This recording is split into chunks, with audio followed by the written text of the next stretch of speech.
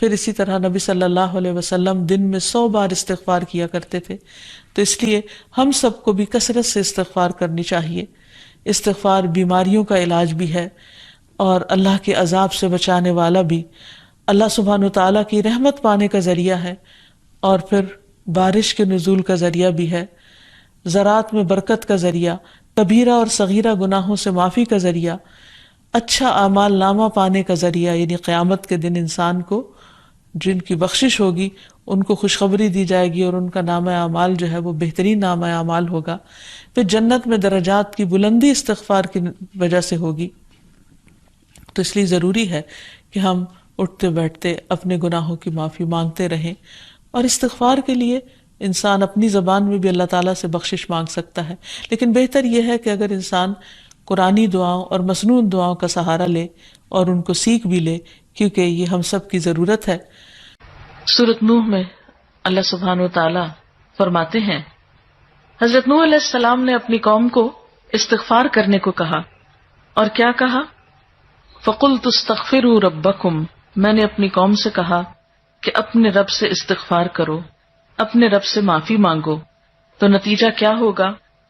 اِنَّهُ كَانَ غَفَّارًا، بے شک وہ بہت زیادہ معاف کرنے والا ہے. یرسل السماء علیکم مدرارا، تم پر آسمان سے خوب بارشیں برسائے گا، آسمان کو تم پر برسنے والا بنا دے گا. وَيُمْدِدْكُمْ بِأَمْوَالٍ وَبَنِينَ، تمہیں مال اور بیٹوں سے مدد دے گا. وَيَجْعَلْ لَكُمْ جَنَّاتٍ، تمہارے لیے باغات بنائے گا. وَيَجْعَلْ لَكُمْ أَنْهَارًا، اور تمہارے لیے نہریں جاری کر دے گا. آپ دیکھیں کہ ایک انسان کی خواہش کیا ہوتی ہے کہ اس کو کیا کچھ ملے، یعنی رہنے کا مقام اور حالات جو ہیں وہ پرسکون ہو. پھر اس کے بعد یہ کہ مال ہوں، بیٹے ہوں، باغ ہوں، اور زندگی کی اور آرائشیں اور نعمتیں ہوں. یہ ساری چیزیں کہاں سے ملتی ہیں، کیسے ملتی ہیں؟ استغفار سے ملتی ہیں. عام طور پر لوگ پریشان ہوتے ہیں، دکھی ہوتے ہیں. مثلا ایک شخص ایک بزرگ کی محفل میں آیا اور اس نے کہا کہ میرے حالات بہت تنگ ہیں، مجھے بہت پریشانی ہے، میرا رزق بہت تنگ ہے، تو آپ مجھے کوئی وظیفہ بتائیے. تو انہوں نے اس کو کہا کہ کثرت سے استغفار پڑھو. دوسرا آیا، اس نے کہا بچوں کی شادی نہیں ہوتی، تو آپ نے اس کو بھی کیا بتایا کہ کثرت سے استغفار کرو. تیسرا آیا تو کہنے لگا کہ بہت قحط سالی ہے، فصلیں اچھی نہیں ہوتی، تو آپ نے اس کو بھی استغفار کا بتایا. تو کسی نے ان سے پوچھا کہ بھائی 3 لوگ آپ سے 3 ڈفرنٹ مسئلے لے کر آئے ہیں، اپنی پریشانیاں لے کر آئے ہیں، آپ نے تینوں کو ایک ہی چیز بتائی ہے.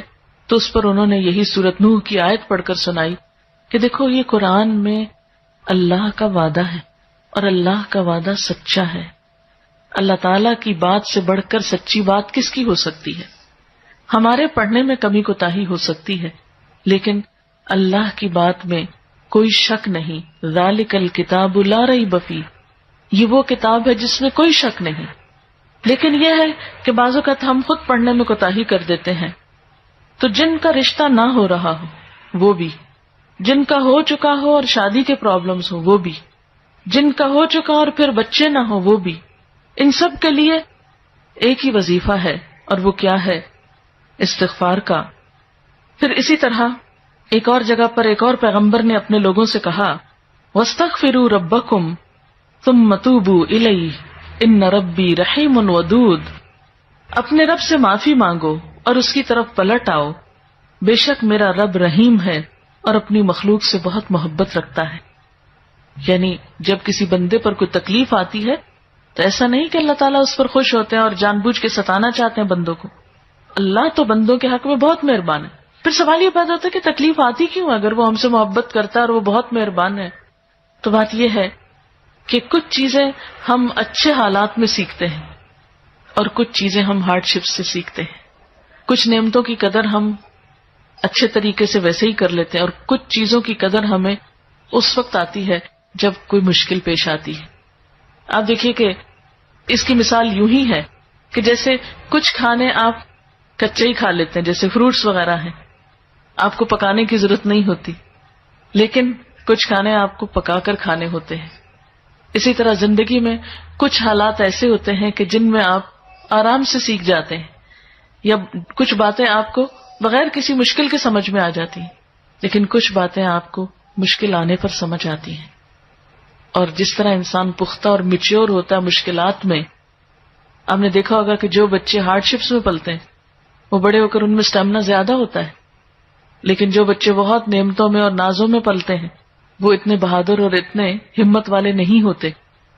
اس لیے دھوپ اور چھاؤں، غم اور خوشی دونوں اس کائنات کا حسن ہے. دن اور رات ایک بہت بڑی نشانی ہے ہمارے لیے. تو اس لیے جب تکلیف آتی ہے تو اس موقع پر انسان اللہ کی طرف زیادہ رجوع کرتا ہے، اللہ کو زیادہ یاد کرتا ہے، زیادہ ذکر کرتا ہے، اور اس طرح انسان کے گناہ دنیا میں ہی معاف ہونے لگتے ہیں.